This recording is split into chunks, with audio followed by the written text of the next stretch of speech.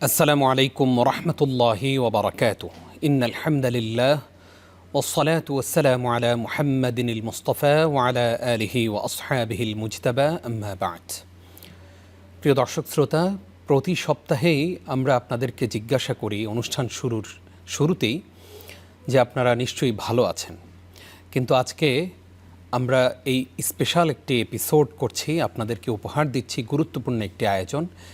এই আয়োজনের শুরুতেই আমরা আপনাদের কাছে জানতে চাই, আপনারা কি ভালো আছেন? সত্যি নিশ্চয়ই প্রত্যেকেই বলবেন যে না, আজকের এই দিনটি আমাদের জন্য অত্যন্ত বেদনাদায়ক এবং আজকের এই দিনের শুরুটাই ছিল আমাদের একটি বড় আকারের দুঃসংবাদ দিয়ে। ঠিক ফজরের সালাত শেষ করে যখন আমরা বাড়ি ফিরেছি, বাসায় এসেছি, হয়তো চায়ের কাপে একটু চুমুক দিচ্ছি, ঠিক সেই সময় আমাদের কর্ণকুহুরে ভেসে আসলো আমাদের আপোষহীন নেত্রী, যাকে অনেক লকবে, অনেক উপাধিতে ভূষিত করা যায়, সেই দেশনেত্রী বেগম খালেদা জিয়া আমাদেরকে ছেড়ে আল্লাহর মেহমান হয়ে চলে গেছেন। ইন্না লিল্লাহি ওয়া ইন্না ইলাইহি রাজিউন। আমরা শুরুতেই আল্লাহর কাছে দোয়া করি, রব্বে কারীম এই মহান নেত্রীকে, তাকে ক্ষমা করে দিন এবং জান্নাতের সুউচ্চ মাকাম মর্যাদায় তাকে আসীন করুন। আল্লাহুম্মা আমিন। দেশের প্রতিটি মানুষ আজ ভারাক্রান্ত হৃদয় নিয়ে নিশ্চয়ই আল্লাহর কাছে এই দোয়া করছে যে যেই মানুষটি দেশের মাতৃত্বের আসনে আসীন ছিলেন, সেই মানুষটি আজকে আমাদেরকে ছেড়ে চলে গেছেন এমন একটি সময়, যেই সময় তার মাতৃত্বের ছায়ায় আমাদেরকে আচ্ছাদিত করে রাখার প্রয়োজন ছিল, যেই সময় আমরা একজন অভিভাবক হারিয়ে ফেলেছি, যখন তার এই অভিভাবকত্ব আমাদের খুবই প্রয়োজন ছিল। আল্লাহর কাছে আমরা কায়মনোবাক্যে দোয়া করি, রব্বে কারীম তিনি যেমনিভাবে তার সন্তানের মতো পুরো দেশের মানুষকে তিনি সমান চোখে দেখতেন, ঠিক রব্বে কারীম যেন তাকেও সেইভাবে কেয়ামতের ময়দানে আমাদের সবার সামনে তাকে সম্মানিত করেন। আল্লাহুম্মা আমিন। আপনাদের সকলকে স্বাগত জানিয়ে আজকে গুরুত্বপূর্ণ একটি এপিসোড চ্যানেল 9 আপনাদেরকে উপহার দিচ্ছে। আমাদের আজকের আয়োজনে আমরা আমন্ত্রণ জানিয়েছি দেশের একজন বিদগ্ধ স্কলারকে, যিনি আজকে আমাদের মরহুমা বেগম খালেদা জিয়াকে নিয়েই তার জীবন, তার কর্ম, তার এই যে তিনি সবার ঊর্ধ্বে চলে গেছেন, দেশের সবাই তাকে দলমত নির্বিশেষে তাকে কেন মানুষ এত সম্মান করত, কেন ভালোবাসত, সেই বিষয় নিয়ে যিনি আলোচনা করবেন, আমাদের প্রিয় স্কলার, বারিধারা কেন্দ্রীয় জামে মসজিদের সম্মানিত খতিব ফদিলাতুশ শেখ আল্লামা জুলফিকার ইবনে জহুর হাফিজাহুল্লাহ রয়েছেন আমাদের সাথে। আসসালামু আলাইকুম রহমতুল্লাহ। ওয়ালাইকুম আসসালাম রহমতুল্লাহ বরকাত। উস্তাজ কেমন আছেন? আপনি তো বললেনই, আমরা সবসময় উচ্ছ্বসিতভাবে আলহামদুলিল্লাহ বলি, সর্বাবস্থায় আলহামদুলিল্লাহ বলতেই হয়, আজও আলহামদুলিল্লাহ বলবো। সত্যিকার অর্থে আমরা ভেতর থেকে ভালো নেই। জি, আপনাকে আমাদের আজকের আয়োজনে স্বাগত জানাচ্ছি। প্রিয় দর্শক, আজকে আমরা বিষয় রেখেছি আপোষহীন নেত্রী, দুনিয়ার সফর শেষে আখেরাতের পথে। চলুন প্রিয় দর্শক, এই বিষয়ে আমরা আলোচনা শুরু করি। উস্তাজ, একদম শুরুতেই আপনার কাছে জানতে চাই, আপনি একজন আলেম হিসাবে, ঠিক এইভাবেই শুরুটা করতে চাই এবং দর্শকদেরকে জানাতে চাই, একজন আলেম হিসাবে বেগম খালেদা জিয়া আপনার দৃষ্টিতে কেমন ছিলেন? মাশাআল্লাহ, চমৎকার প্রশ্ন। উনি কেমন ছিলেন এটা যতটা না ব্যক্ত করার, তার থেকে অনেক বেশি অনুভব করার। উনি ওনার জীবনে অনেকগুলো পরিবর্তন, অনেকগুলো ঘাত প্রতিঘাত এর মধ্য দিয়ে উনি গেছেন, কিন্তু সব জায়গায় ওনার স্নিগ্ধতা, ওনার স্নেহ, ওনার দায়িত্ব, ওনার ভালোবাসা, ওনার যে বন্ধনটা, এটা উনি সবাইকে দিয়ে গেছেন। আসলে একটা মেয়ের জীবনের সবচাইতে বড় আঘাতটা তখন আসে নারী হিসাবে, স্ত্রী হিসাবে, যখন তার স্বামী চলে যায়। শহীদ প্রেসিডেন্ট মরহুম জিয়াউর রহমান যখন চলে যান, আর যখন তিনি ছিলেন, তার সংসারটা কেমন ছিল, তার আবয়বটা কেমন ছিল, তার পরিধিটা কেমন ছিল, এত কিছুর মধ্য দিয়ে সত্যিকার অর্থে উনি যখন বিধবা হলেন, ওনার যখন কষ্ট শুরু হলো, ওনার ভেতরটা যখন নাই হয়ে যাওয়া শুরু হলো, তখনও উনি দায়িত্বহীনা হননি, তখনও উনি হৃদয়হীনা হননি, তখনও উনি ওনার স্বামী থেকে প্রাপ্ত সংসার, সেই সাথে দেশের দায়িত্ব, সেই সাথে সন্তানের দায়িত্ব, সেই সাথে দলের দায়িত্ব, সবগুলিকে একসাথে উনি আগলে রেখেছেন। এই আগলে রাখার যোগ্যতা একজন নারী যখন স্বামী চলে যাওয়ার সাথে সাথে হারিয়ে ফেলে, সে দায়িত্ববোধ থেকে উনি দায়িত্বশীলা হয়ে উনি যেভাবে সবাইকে আগলে রেখেছেন, আমরা কিন্তু ধীরে ধীরে ধীরে ধীরে মরহুম জিয়াউর রহমান, প্রেসিডেন্ট জিয়াউর রহমানের হারানোর যে কষ্টটা, এটা আমাদেরকে লাঘব হতে যিনি শিখিয়েছেন, তিনি মরহুমা দেশনেত্রী আপসহীন খালেদা জিয়া। আপসহীন কথাটার সাথে আমি একটা কথা যোগ করতে চাই, প্লিজ।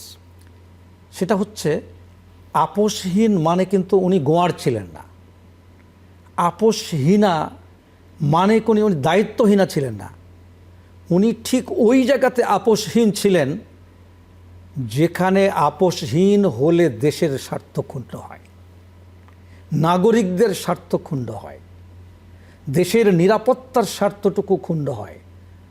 এই যেখানে দেশের স্বার্থ ক্ষুণ্ণ হয়, ওই জায়গায় উনি আপসহীনা ছিলেন বলেই উনি আপসহীন দেশের নেত্রী। এটা আমরা হাড়ে হাড়ে টের পেয়েছি, প্রতিটি ক্ষমতার পালা বদলে টের পেয়েছি। আর এটা টের পেয়েছি যে উনি কেন এটা সহ্য করতে পেরেছেন, কেন উনি অবলা হয়ে ওঠেননি, কেন উনি তথাকথিত বিধবা হয়ে ওঠেননি, কেন উনি তথাকথিত স্বামীহারা হয়ে ওঠেননি। এর অন্যতম কারণ ছিল কুরআনুল কারীমের একটি আয়াত, যে আয়াত ওনার ভেতর থেকে ওনাকে সাহসী করে তুলেছে। আর সে হচ্ছে, কুলিল্লাহুম্মা মালিকাল মুলক তুতিল মুলকা মান তাশা ওয়া তানজিউল মুলকা মিম্মান তাশা ওয়া তুইজ্জু মান তাশা ওয়া তুযিল্লু মান তাশা বিয়াদিকাল খায়র ইন্নাকা আলা কুল্লি শাইইন কাদির। অর্থাৎ যখন উনি ক্ষমতা পেয়েছেন, এটা আল্লাহর দেওয়া দায়িত্ব মনে করে উনি সেটাকে আগলে রেখেছেন। আর যখন উনি ক্ষমতা হারিয়েছেন, তখন সবর, ধৈর্য, সহনশীলতা, সহিষ্ণুতা, এগুলো এখতিয়ার করে উনি অস্থির হয়ে ওঠেন নাই। এই যে ঘাত প্রতিঘাতগুলো ওনাকে স্থির থাকতে যে আয়াত ভেতর থেকে ভাবিয়ে তুলতেন এবং ভেতর থেকে সাহস যোগাতেন, কুরআনুল কারীমের সূরাতুল আলে ইমরানের এই আয়াতটি। এই জন্য উনি আপসহীনা, এই জন্য সত্যিকার অর্থে উনি দায়িত্বশীলা, এই জন্যই সত্যিকার অর্থে উনি ভেতর থেকে এত সহিষ্ণুতা বোধ নিয়ে সবাইকে তিনি আগলে রাখতে পেরেছেন। খুবই গুরুত্বপূর্ণ একটি পয়েন্ট আপনি আলোচনা উপহার দিয়েছেন। আমরা আপনার কাছে জানতে চাইব যে 1981 সালে প্রেসিডেন্ট জিয়াউর রহমান আমাদের কাছ থেকে বিদায় নিলেন। এরপরে একজন গৃহবধূ থেকে তিনি একটি রাজনৈতিক বড় একটি দলের হাল ধরলেন। এরপরে তিনি দেশের প্রথম প্রধানমন্ত্রী হলেন, নারী প্রধানমন্ত্রী। এরপরে আস্তে আস্তে তার অবস্থানটাকে আরও দৃঢ়চেতা করলেন এবং আপনি যেটা বলেছেন যে আপসহীন নেত্রী ছিলেন। আপনার কাছে জানতে চাই, তিনি কি জাতিকে একটা জাতির মধ্যে হিন্দু, মুসলিম, নানান ধর্মের লোকজন থাকে, একটা জাতিতে আলেম ওলামা থাকে, একটা জাতিতে একদম সব দলের এবং সব রকমের মানুষ থাকে, ওনার জায়গা থেকে আজকে আমরা যে ইনসাফের বাংলাদেশ গড়ার স্বপ্ন দেখছি এবং ইনসাফের বাংলাদেশ প্রয়োজন এটা উপলব্ধি করছি, ওনার জায়গা থেকে ইনসাফ এবং আমানতের মানদণ্ডে ওনাকে আপনি কিভাবে মূল্যায়ন করবেন? সত্যিকার অর্থে দায়িত্ব হচ্ছে আমানত। আর সে দায়িত্ব যখন সংসারের গণ্ডি পেরিয়ে এক দেশের মতো বিশাল একটা সংসদ, সংসার, রাষ্ট্র, সব কিছু, আসলে এটাও একটা সংসার। তবে খুব ছোট্ট একটা রান্নাঘর থেকে বের হয়ে একটা ড্রয়িং রুমের গৃহকর্ত্রী, গৃহলক্ষ্মী থেকে বেরিয়ে এই অবয়বটাকে বিরাট একটা টেরিটরিতে রূপান্তরিত করে একটি দেশের দায়িত্ব নেওয়া, একটি দলের দায়িত্ব নেওয়া, চরম অস্থিরতার মধ্যে এই যোগ্যতার প্রমাণ উনি দিয়েছেন। এই জিনিসগুলো উনি মানে খামখেয়ালি বশত, বালখিল্যতা বশত নেননি, বরঞ্চ উনি সেজেছেন, উনি সাজিয়েছেন, উনি দায়িত্ব নিয়েছেন এবং সবাইকে মাদারলি একটা বিহেভিয়ার, মাতৃসুলভ একটা আচরণ, এর মধ্যে উনি সবাইকে বেঁধে ফেলেছেন। সবাই মনে করতো যে আমাদের একটা মা আছে, আমাদের দেশের একজন জননী আছে এবং তিনি দায়িত্বশীলা, তার ভাব গাম্ভীর্য আছে এবং তিনি সব কিছুকে হারিয়ে ফেলবেন না, হারিয়ে যেতে দিবেন না। তার সেই ভারত্ব, তার সেই গাম্ভীর্য, তার সেই সহনশীলতা বোধ, দায়িত্ববোধ, এটা ছিল। আসলে উনি প্রথমে বিধবা হলেন, আর কোন পয়েন্টে, কোন জায়গাতে তিনি বিধবা হয়েছেন, এটা মানে সাধারণ বিষয় ছিল না। এটা একটা অ্যাক্সিডেন্ট ছিল, এটা একটা কষ্টের ছিল, এটা কিছুটা নষ্টের ছিল, কিছুটা ধ্বংসের ছিল, কিছুটা পরিবর্তনের ছিল, কিছুটা বিবর্তনের ছিল। এত কিছুর মধ্য দিয়ে উনি চারদিকে তাকিয়ে একজন নারী হয়ে দেশ সামলেছেন, প্রতিবেশী সামলেছেন, দল সামলেছেন, সন্তান সামলেছেন এবং মুরব্বীদেরকে স্বামীর বন্ধু হিসাবে দায়িত্ব ভাগ করে দিয়ে তাদেরকেও সামলেছেন। আর যারা ইয়াং, যারা যুবক, তাদেরকে সন্তানের মতো সামলেছেন। এই যে একজন নারীর ভিতরে বহু গুণে গুণান্বিত হওয়ার আচরণ, দায়িত্ব এবং দায়িত্ব বন্টন, আবার জবাবদিহিতা, সব কিছু অ্যাট এ টাইম উনি করেছেন। সবচাইতে বড়, এই 18 কোটি মুসলমানের দেশের কোনো মুসলমান ওনার সময়ে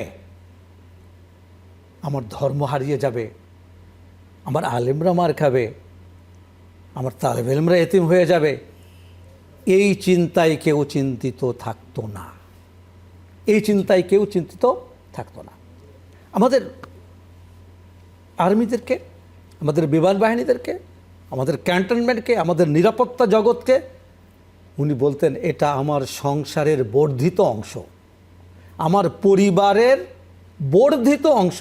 উনি ওনার পরিবারটাকে ছোট্ট করে আগলে রেখে সব কিছুকে সামলাতেন একটা বিরাট সার্কেলে, বিরাট টেরিটরিতে, দরদ দিয়ে। ওনার ভেতরে বেদনা ছিল, ওনার ভেতরে সাদমা ছিল, ওনার ভেতরে কষ্ট ছিল। সেই কষ্টকে হাই হুতাশে রূপান্তরিত না করে ঠোঁটের কোনায় ছোট্ট একটু হাসি আগলে রেখে দায়িত্বের মধ্য দিয়ে সবাইকে তিনি আগলে রাখতেন।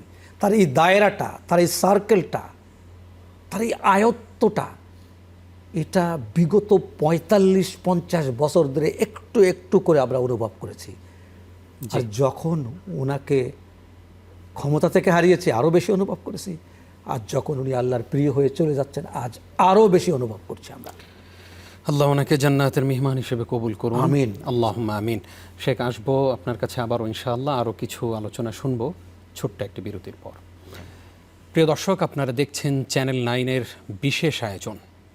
গুরুত্বপূর্ণ এই আয়োজনের এ পর্যায়ে নিচ্ছি ছোট্ট একটি বিরতি, সঙ্গেই থাকুন।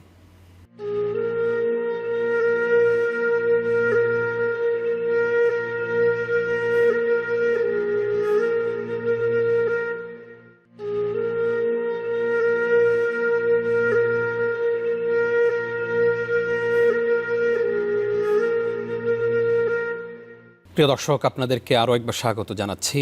আপনারা দেখছেন চ্যানেল 9-এর বিশেষ আয়োজন। মরহুমা বেগম খালেদা জিয়ার এই যে চলে যাওয়া, তা নিয়ে আমাদের আজকের আয়োজন। আমাদের আজকের বিষয়, আপোষহীন নেত্রী, দুনিয়ার সফর শেষে আখিরাতের পথে।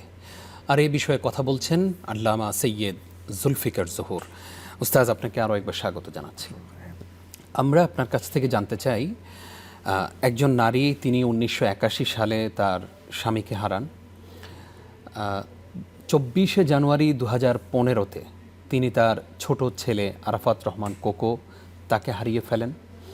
এরপরে তিনি তার মইনুল রোডের 6 নম্বরের বাসাটা তাকে ছাড়তে হয়। আমরা মিডিয়ার কল্যাণে দেখেছি যে তিনি প্রচণ্ড কান্না করেছেন।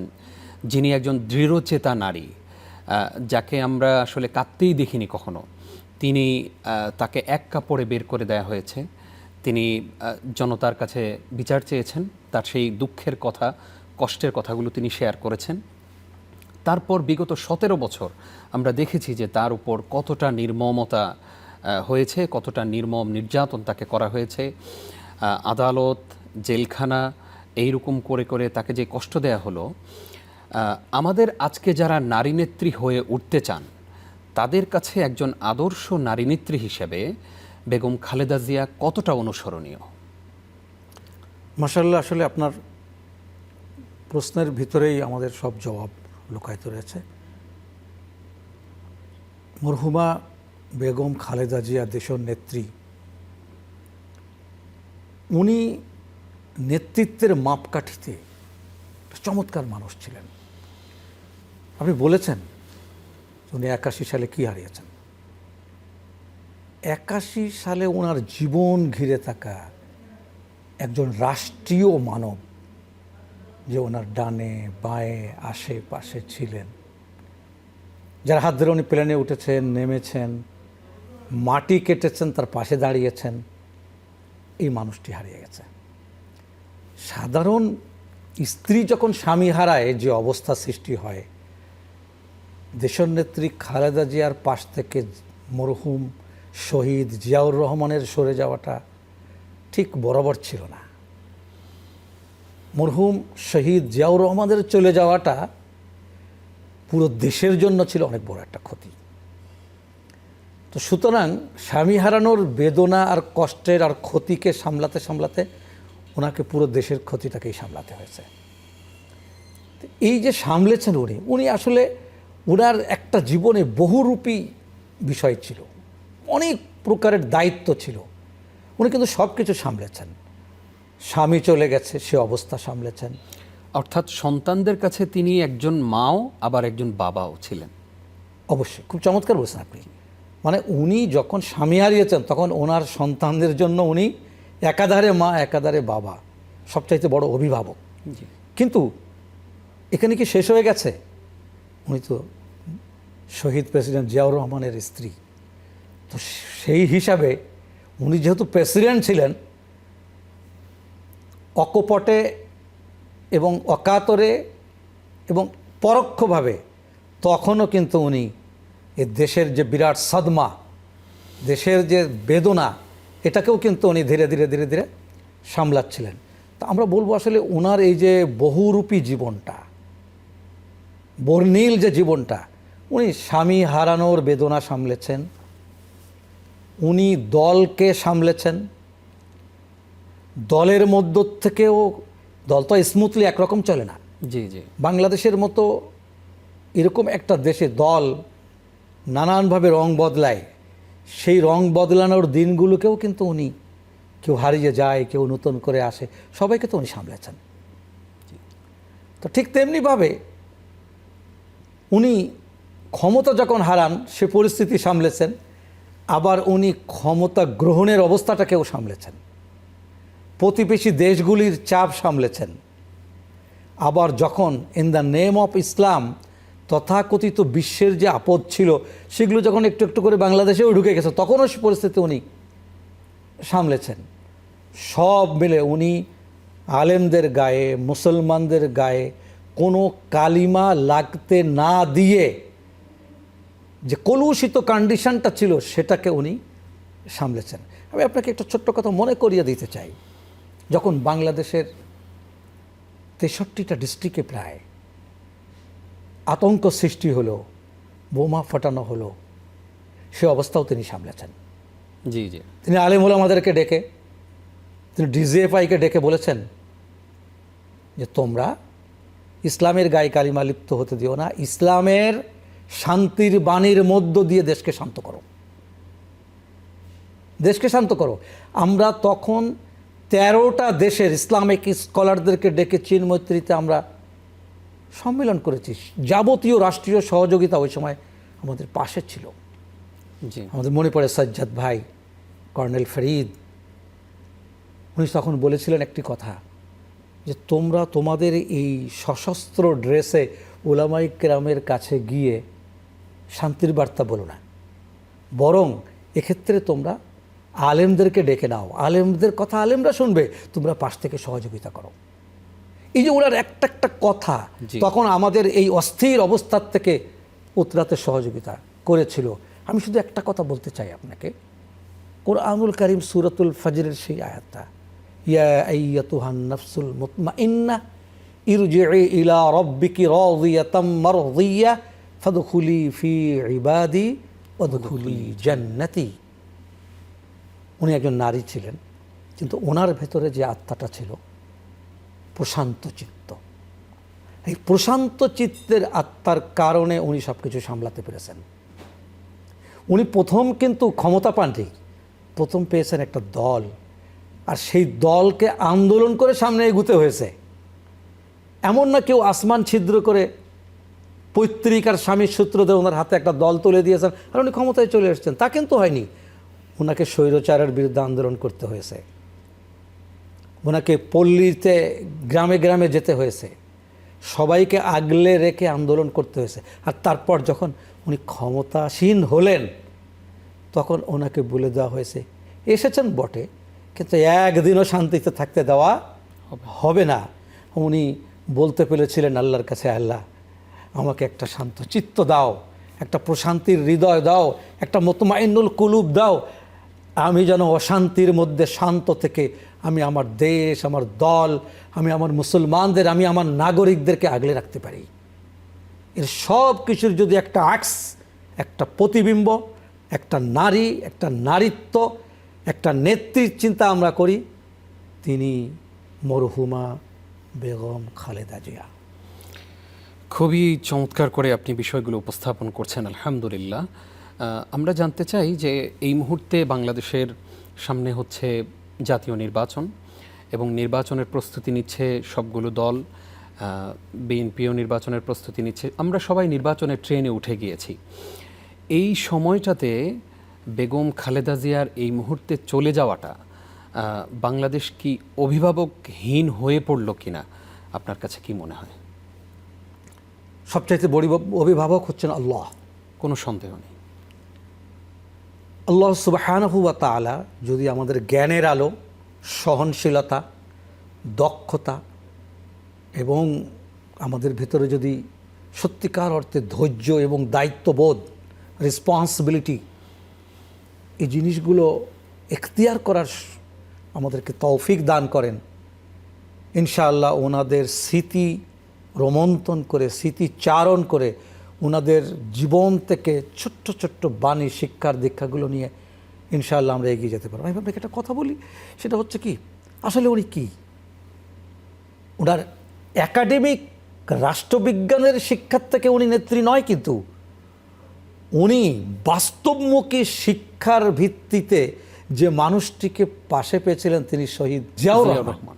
এই জিয়াউর রহমানকে দেখে দেখে, তার পাশে থেকে থেকে, তার দস্তরখান সাজাতে সাজাতে কিন্তু উনি দীক্ষিত হয়ে উঠেছেন। আর এই দীক্ষিত হয়ে ওঠার পর বাস্তব জ্ঞান থেকে আল্লাহর সাহায্য নিয়ে উনি কিন্তু সব কিছু সামলেছেন। উনি কিন্তু অনেক কিছু নতুন আমাদেরকে দিয়েছেন। উনি বাংলাদেশের প্রথম নারী প্রধানমন্ত্রী, এবং খুব একটা স্মুথ পথ ছিল না ওনার। জি জি। একই সাথে কি আমাদের মনে পড়ে, নানান দেশের অস্থিরতার মধ্যে, আন্দোলনের মধ্যে যারা ওনার পাশে ছিলেন, এদের অনেককে উনি হারিয়েছেন। হারানোর পরে ওনাকে তুরন্ত এবং চূড়ান্ত সিদ্ধান্ত নিয়ে খুব দ্রুত পদক্ষেপে ওনাকে ক্ষমতাসীন হয়ে সেই ক্ষমতা ছেড়ে দিয়ে তত্ত্বাবধায়ক সরকারের স্বীকৃতি দিতে হয়েছে, সংবিধান দিতে হয়েছে। যে কাজটা উনি করেছেন পরবর্তীতে এই কাজটুকু আর কেউ করেনি। আর উনি এই কাজটুকু দারুণ অস্থিরতার মধ্যে করতে পেরেছেন বিদায় পরবর্তী কয়েকটা সরকার একটু স্থির ছিল, একটু স্থির ছিল। প্রত্যেকটা সরকার পরিবর্তনে আমরা একজন চমৎকার সব বিচারপতিদেরকে পেয়েছিলাম, দায়িত্বশীলদেরকে পেয়েছিলাম। আর ওখান থেকে যখন আমরা পলায়ন করলাম, তো তখন আমরা কিভাবে পলায়ন করলাম? আমরা যেভাবে পলায়ন করলাম তা ছিল কি, অ্যাকচুয়ালি তালা তো সব জায়গায় লাগানো যায়, কিন্তু যে দরজা দিয়ে বারবার যাওয়া আসা করতে হয় ওখানে তালা লাগাতে নেই। আমরা তালা লাগাইনি, বরঞ্চ আমরা তার কাটা ঠুকে দিয়েছিলাম। ফলশ্রুতিতে তত্ত্বাবধায়ক সরকারের সুবিধা থেকে পরবর্তীতে আমরা বঞ্চিত হয়েছি বিধায় নানাভাবে আমাদের পেটে গণতান্ত্রিক বদহজম শুরু হয়েছিল। স্মুথ কোনো এক্সিট আমরা আর পাইনি বলেও দেশের এই অবস্থা। আজ যদি আমাদের ওই শিক্ষা থাকে, ওই দীক্ষা থাকে, ওই সহনশীলতা থাকে, ওই দায়িত্ববোধ থাকে, ওই দূরদৃষ্টি থাকে, তাহলে আমাদের সামনে একটা সময় তো আসতেই পারে যেখান থেকে আমরা আরও শিক্ষা নিয়ে আরও সচেতন হয়ে ইনশাআল্লাহ আমরা আমাদের দেশকে আগলে রাখতে পারবো। ইনশাআল্লাহ আমরা ওনাদেরকে বারবার স্মরণ করব। জি। আর আল্লাহর কাছে আমরা যেটা বলবো যে আল্লাহ ওনাদের ভালো গুণগুলো আমাদের এখতিয়ার করার তৌফিক দান করেন, অবলম্বন করার তৌফিক দান করেন। মানুষ হিসাবে মানুষের ত্রুটি আর বিচ্যুতি তো থাকতেই পারে, ওইগুলোর থেকে আপনি আমাদেরকে নাজাত নসিব করেন। আমিন। আপনার কথার সাথে সম্পূর্ণ একমত এবং আমরাও এটা প্রত্যাশা করি, আল্লাহর কাছে এটাই দোয়া করি। আরও একটি বিরতির সময় হলো, আবারও ফিরবো আপনার কাছে ইনশাআল্লাহ ছোট্ট একটি বিরতির পর। প্রিয় দর্শক, আপনারা দেখছেন চ্যানেল 9-এর বিশেষ আয়োজন আপসহীন নেত্রী, দুনিয়ার সফর শেষে আখেরাতের পথে। অনুষ্ঠানের এই পর্যায়ে নিচ্ছি আরও একটি বিরতি, সঙ্গেই থাকুন।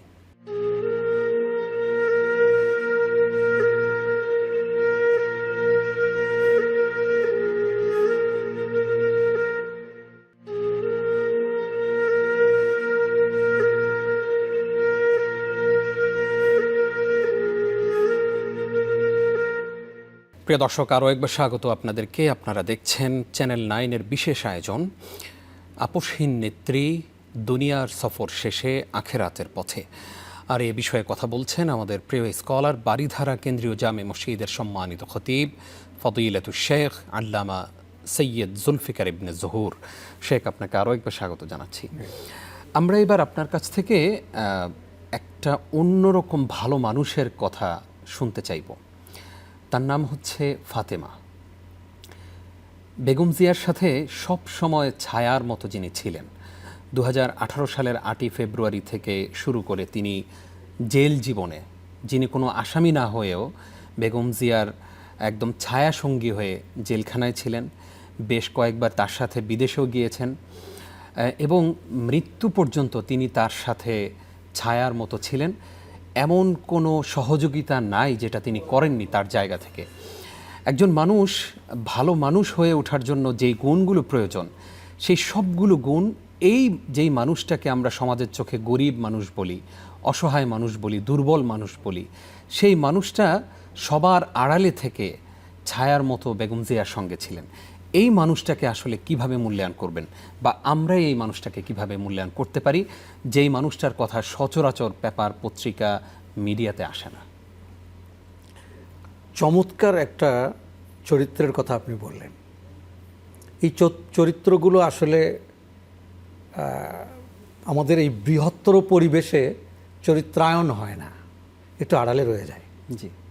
আমি যদি আপনাকে বলি যে বহুমুখী বেগম মরহুমা খালেদা জিয়ার যে জীবন, এই দেশনেত্রীর যে জীবন, এই জীবনের যে সকল বিষয়গুলো পাদপীঠে আমাদের আনতেই হয়, তার ভেতরে একটা হলো যে অনেক সুযোগ মানুষ সন্ধান করে আর অনেক সুযোগ তার দোরগোড়ায় আসে। জি। ওনার জীবনে অনেক ঘাত আর প্রতিঘাতের মধ্য দিয়ে একটা সুযোগ ছিল ওনার দেশ ছেড়ে চলে যাওয়ার, জি জি, সন্তানের কাছে যাওয়ার, প্রবাসী জীবন এখতিয়ার করার, যেটা আমাদের অনেকের স্বপ্নও থাকে। ওই স্বপ্নটা ওনার কাছে এসে পায়ের কদমবুচি করেছিল। আমি বলতে চাই আপনাকে, উনি এই দেশের মাটি আঁকড়ে পড়েছিলেন, উনি এই দেশ ছেড়ে যাননি। ঠিক যেমন খালেদা জিয়া দেশ ছেড়ে, দল ছেড়ে, দেশের মানুষদেরকে ছেড়ে যাননি, ঠিক তেমনিভাবে এই নারী খাদিমা ফাতেমা, জি জি, এই মানুষটি আসলে ওনাকে ছেড়ে কোনোদিন যাননি। আমরা খালেদা জিয়াকে চিনি, ফাতেমাকে ওইভাবে সবাই চিনি না, কিন্তু তার কথা যতটুকুই শুনেছি, যতটুকুই তার সম্পর্কে আমাদের কর্ণকুহরে এসেছে, আসলে বেগম খালেদা জিয়ার কথা আসলে এই মানুষটির সান্নিধ্যের মানুষটির সেবিকার কথা আসবে। উনি শুধু সেবিকা ছিলেন না, সঙ্গিনীও ছিলেন। জি। উনি ওনাকে প্রশান্ত রাখার ক্ষেত্রে একটা ভূমিকায় থাকতেন সবসময়। সবচাইতে বড় এই জন্য ওনাকে অনেক কঠিন শাস্তি পেতে হয়েছে, অনেক কঠিন শাস্তি পেতে হয়েছে। ওনাকে একাধারে রিসিপশন করতে হয়েছে ফোন, জি। রাজনৈতিক নেতাদেরকে তথ্য সরবরাহ করতে হয়েছে, তাদেরকে আপ্যায়ন করতে হয়েছে, আবার ছোট্ট একটা ডাক শুনলে তার পাশে এসে দাঁড়াতে হয়েছে। আমি আসলে ওনাকে নিয়ে যদি খুব বেশি আলোচনা করি তাও কম করা হবে, আবার যদি না করি তাও ঠিক হবে না। কিন্তু আমি বলতে চাই এই মানুষটি কেন, এই খাদিমা ফাতেমা কেন খালেদা জিয়ার জন্যে? ওনার সান্নিধ্যে উনি যে প্রশান্তিটা পেয়েছিলেন, যে দায়িত্বের শিক্ষাটুকু পেয়েছিলেন, যে সেবার শিক্ষাটুকু পেয়েছিলেন, সেজন্য কিন্তু এরকম একটা চরিত্র সৃষ্টি হয়েছে। কিন্তু মূল বিষয়টা সেটা আমরা অনেককে দেখেছি, কিন্তু সত্যিকার অর্থে এই দেশের মানুষ ওনাকে যে কারণে বারবার মনে করে, উনি আন্দোলন করেছেন, উনি দল সামলেছেন, উনি দায়িত্ব সামলেছেন, উনি প্রধানমন্ত্রিত্ব সামলেছেন, উনি অসুস্থতা সামলেছেন, এবং উনি বিনা বিচারের অনেকগুলো কষ্টকে সামলেছেন। অবশেষে স্বামী চলে গেলেও সংসারটুকু টিকেছিল চার দেয়ালের মধ্যে, সেটুকু যখন ওনার হাত থেকে চলে গেল, দু ফোঁটা চোখের যে অশ্রুধারা, উনি কোনো দিন জনগণের কাছে কোনো বিচার দেননি, যা বিচার দেওয়ার আল্লাহর কাছে দিয়েছেন। কিন্তু ওই প্রথমে উনি বলেছেন, জনগণ তোমরা সাক্ষী থেকো, আমি জনগণের হাতে তুলে দিলাম। তো জনগণের হাতে বিচারের দায়িত্ব তুলে দেওয়ার একটাই অর্থ, যে আমার অবর্তমানে আমার মতো করে আর একজন দায়িত্বশীল যেন এই দেশে আসে। তোমরা তোমাদের ভোট, তোমরা তোমাদের গণতন্ত্র, এটাকে আসলে উজ্জীবিত করো যদি তোমরা আমার বিচার ঠিকমতো পাওয়ার সুযোগ করে দাও। তো আমি শুধু আজকের এই সময়টাতে এসে কিং কর্তব্য অনেকটা বিমূঢ় হয়ে এতটুকু বলতে চাই, যে মানুষটি তার জীবনের এতটুকু আমাদেরকে দিয়ে চলে গেলেন আল্লাহর কাছে চলে গেলেন, তার জন্য তো আমরা দোয়া করব। আর দোয়া করলেই কি দায়িত্ব শেষ? আমরা কি ওনার একটা কুলখানি করব, একটা চল্লিশা করব নাকি? এভাবে কি আমাদের দায়িত্ব, তথাকথিত দায়িত্ব শেষ করব? না, আমাদের এই দেশের প্রতি অনেক দায়িত্ব রয়েছে।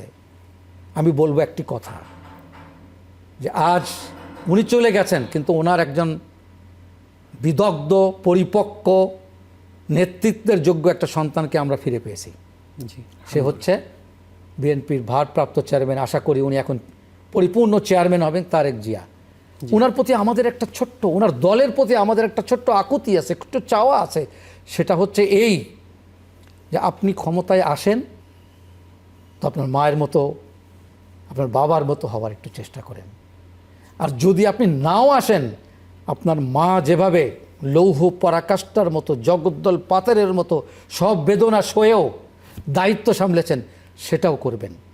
দায়িত্বহীনতা যেন আমাদেরকে অস্থিরতায় নিয়ে না যায়, আর দায়িত্ব যেন আমাদেরকে অতি প্রাউড, তাকাব্বুরি, অহমিকায় নিয়ে আমাদের পদস্খলন না ঘটায়। জিয়াউর রহমানের শিক্ষা, বেগম মরহুমা খালেদা জিয়ার দীক্ষা, এখান থেকে যদি আমরা আসলে কিছু শিক্ষা, কিছু দীক্ষা পাই, তার দল যদি পায়, তো আগামী বাংলাদেশ সামলে উঠবে, এটা প্রত্যাশা করতে পারি। আর যদি আমরা আবার দায়িত্বহীন হয়ে পড়ি, যদি ওনাদের এই আচরণ থেকে আচরণগত বিষয়টা আমরা শিখতে না পারি, তো বাংলাদেশের জন্য কঠিন একটা সময় অপেক্ষা করছে। এই অবস্থা থেকে আল্লাহ সুবহানাহু ওয়া তাআলা আমাদেরকে, আমাদের গণতন্ত্রকে, আমাদের দেশবাসীকে, আমাদের অর্থনীতিকে, আমাদের নিরাপত্তা বেষ্টনীকে হেফাজত করুন। আল্লাহুম্মা আমিন। আপনার কাছে জানতে চাইব যে 2008 সালের 11ই সেপ্টেম্বর জনাব তারেক রহমান এই দেশ থেকে প্রবাসের উদ্দেশ্যে রওনা দেন। এর আগের ইতিহাস তো সবাই জানে, তাকে কি পরিমাণ টর্চার করা হয়েছে, নির্যাতন করা হয়েছে। তিনি 25শে ডিসেম্বর 2025 এই সময় তিনি বাংলাদেশে প্রায় 17 বছর 6314 দিন, প্রায় 55 কোটি সেকেন্ড পরে তিনি তার মাতৃভূমিতে এসেছেন। যেই সময়টা তিনি তার মায়ের কাছে থাকতে পারতেন, সেই সময়টা তার জীবন থেকে কেড়ে নেওয়া হয়েছে। বেগম জিয়া যেমনিভাবে মাজলুম ছিলেন, জনাব তারেক রহমানও ঠিক তেমনিভাবে একজন মাজলুম মানুষ। এই মানুষটা জনাব তারেক রহমান যখন দেশে এসেছেন, দেশে যখন একটা নির্বাচনী হাওয়া বইছে, এই সময়টাতে তার যেই প্রকৃত অভিভাবক এই পৃথিবীতে, তার মা তার পাশে থাকার কথা ছিল, এই সময় তিনি তার মাকে হারিয়ে ফেলেছেন। কিভাবে তিনি এই শোকটাকে সামলাবেন এবং তাকেও আসলে আমাদের কি বলার আছে, আপনি যদি সেটি বলতেন। এক কথায় তো বলা যায় না, পরিস্থিতি বলে দিবে। তবে আমি একটা কথা বলতে চাইছি, উনি তো শহীদ জিয়াউর রহমানের সন্তান। উনি তো বাবা হারানো দেখেছেন, মাকে দায়িত্ব নিতে দেখেছেন, মাকে দায়িত্ব হারাতে দেখেছেন। আর এই চড়াও উতরায়ের মধ্যে ওনার উপরে যে জবনিকা নেমে এসেছিল, যে কষ্ট নেমে এসেছিল, উনি দেশ ছেড়ে যেতে, মা ছেড়ে যেতে, ভাইকে হারাতে, দলকে হারাতে বাধ্য হয়েছেন। তো উনার তো এলিমেন্টস শুধু একজন উনি তারেক রহমান না, ওনার তো একটা দল আছে, ওনার একটা দেশ আছে, ওনার একটা দায়িত্ব আছে। এই দায়িত্ব বোধ থেকে সচেতনতার সাথে উনি যদি সামনের পথ চলেন, আমার ধারণা ওনার বাবা আর ওনার মা যে সম্মানটুকু পেয়েছিলেন, সেই সম্মানে এই জাতি তাকেও সম্মানিত করবে। পক্ষান্তরে আমাদের দেশে কিন্তু এমন কিছু ঘটনা ঘটে গেছে এর আগে যে আমরা ডিসক্যাটার হয়ে পড়েছি, আমরা মানে বিচ্ছিন্ন হয়ে পড়েছি। আর যখন বিচ্ছিন্ন হয়ে পড়েছি তখন কাদা ছোড়াছুড়ি করেছি। এই অবস্থা আল্লাহ না করুক আমাদেরকে যেন পেয়ে না বসে। পেয়ে বসলে আমাদের চারিদিকের বর্তমান যে অবস্থা, অতীতে কখনোই এমন অবস্থা ছিল না।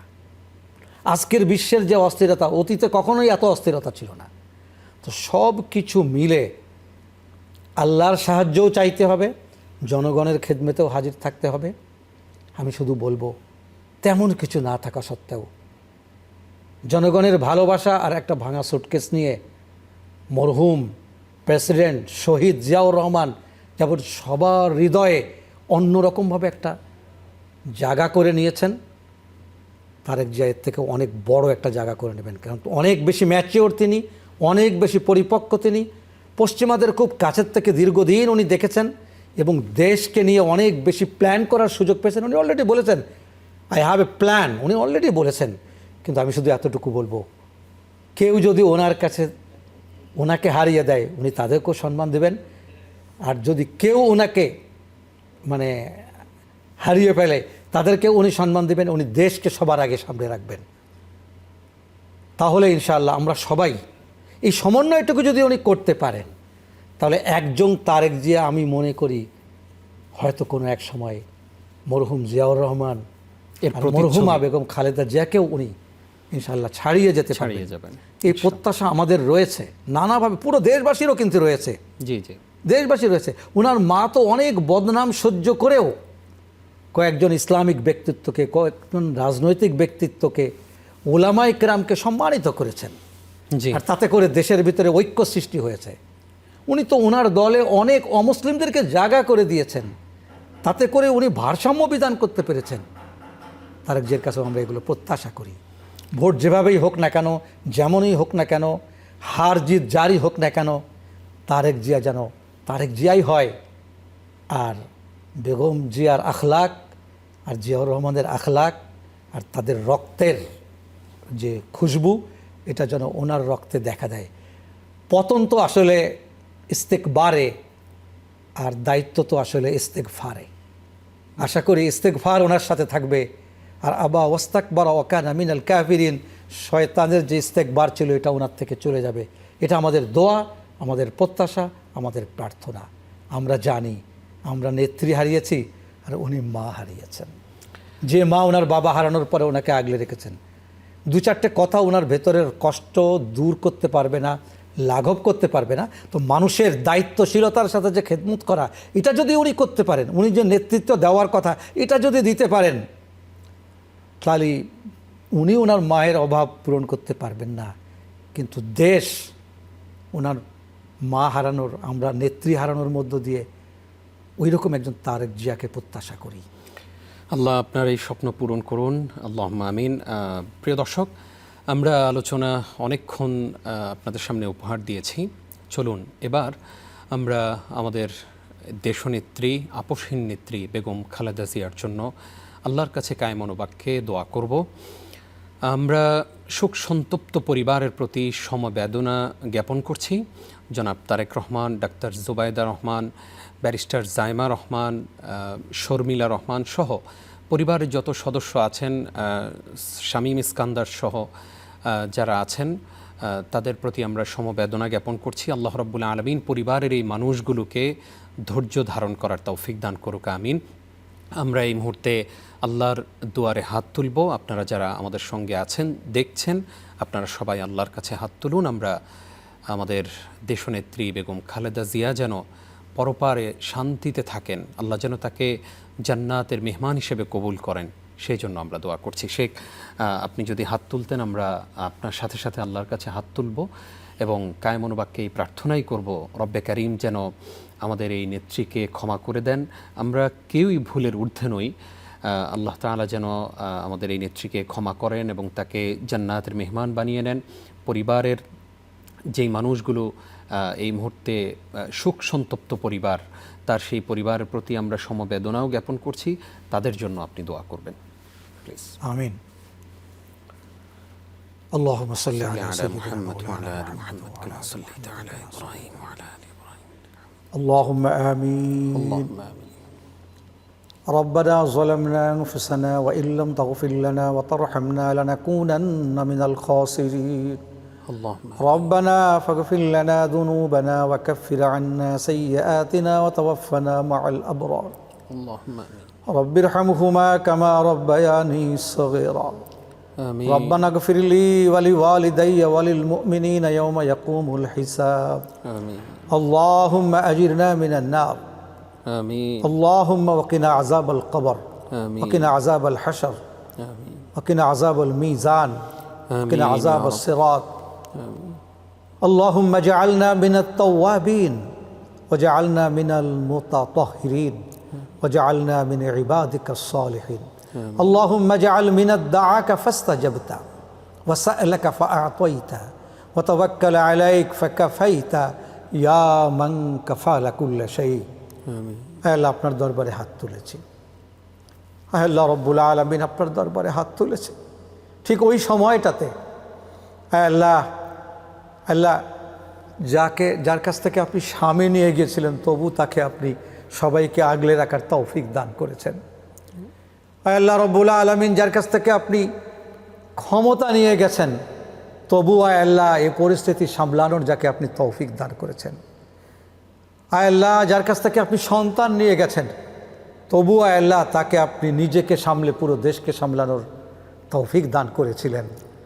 আল্লাহ সন্তান হারা বেদনা, আল্লাহ ক্ষমতা হারানোর বেদনা, আল্লাহ স্বামী হারানোর বেদনা, সব সামলে যিনি পুরো দেশকে সামলানোর চেষ্টা করেছেন, আল্লাহ এই মানুষটি আজ আপনার প্রিয় হয়ে চলে গেছে, আল্লাহ তাকে আপনি মাফ করে দেন। আল্লাহুম্মা আমিন। আল্লাহ সেই সাথে মরহুম আল্লাহ জিয়াউর রহমানের পরিবারকে আপনি ক্ষমা করে দেন। আমিন। আল্লাহ আপনি আল্লাহ প্রেসিডেন্ট জিয়াকে ক্ষমা করে দেন। আল্লাহ তার সন্তান সন্ততিকে আপনি ক্ষমা করে দেন। আল্লাহ তার স্ত্রীকে আপনি ক্ষমা করে দেন। আল্লাহ রব্বুল আলামিন আপনি সবাইকে ক্ষমা করে দেন। আমিন। আল্লাহ রব্বুল আলামিন আপনার দরবারে হাত তুলেছি মাবুদ।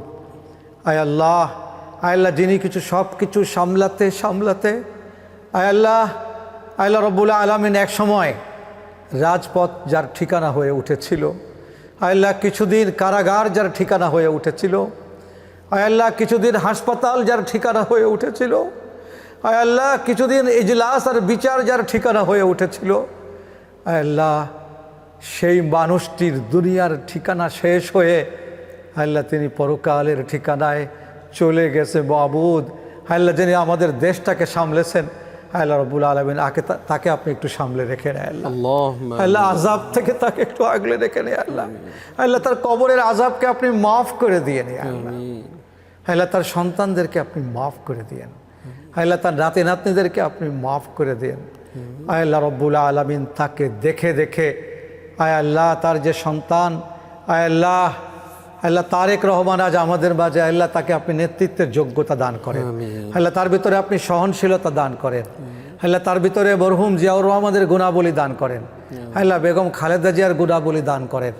আল্লাহ মুহাম্মদুর রাসূলুল্লাহ সাল্লাল্লাহু আলাইহি ওয়াসাল্লামের মক্কা বিজয়ের সময় দুশমনদের ক্ষমা করে দেওয়ার যে যোগ্যতা, সেই যোগ্যতাও আপনি দান করেন। আল্লাহুম্মা আমিন। আয় আল্লাহ রব্বুল আলামিন, আল্লাহ তাকে আপনি সুস্থতা এবং আল্লাহ সহনশীলতা দান করেন, আল্লাহ নেতৃত্বের যোগ্যতা দান করেন, তাম বিশ্বের সাথে আল্লাহ মুআল্লাকাতের যে যোগ্যতা, আল্লাহ ডিপ্লোম্যাসির যে যোগ্যতা, আল্লাহ সেই যোগ্যতাও আপনি দান করেন। আল্লাহ আপনার দরবারে হাত তুলেছি, আমাদের আত্মীয় স্বজন এখানে সেখানে, দেশের মাটিতে বিদেশের বাড়িতে, যে যেখানে ছড়িয়ে ছিটিয়ে আছে, প্রত্যেককে যারা যথাস্থানে ঈমানের সাথে, ইজ্জতের সাথে, রহমতের সাথে, বরকতের সাথে, সুস্বাস্থ্যের সাথে, 5 ওয়াক্ত নামাজের সাথে, আল্লাহ স্বাধীনতা এবং সচ্ছলতার সাথে আল্লাহ সকলকে বসবাসের তৌফিক দান করেন।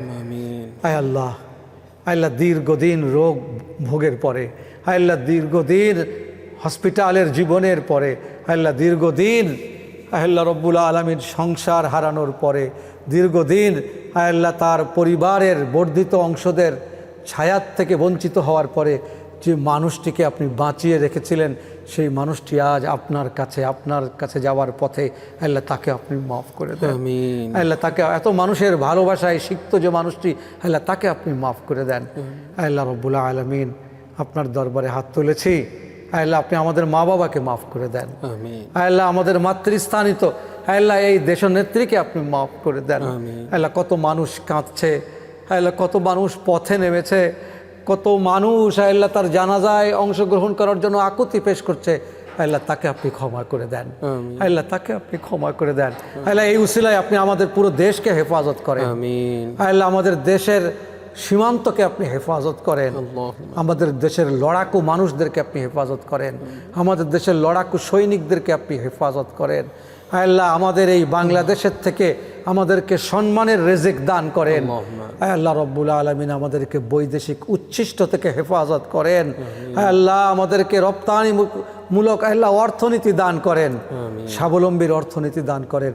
আল্লাহ, আল্লাহ এই দুনিয়াতে তো আমরা কিছুদিন আগে ছিলাম না, আপনি পাঠিয়েছেন তাই আছি, আবার কিছুদিন পরেও আমরা থাকবো না।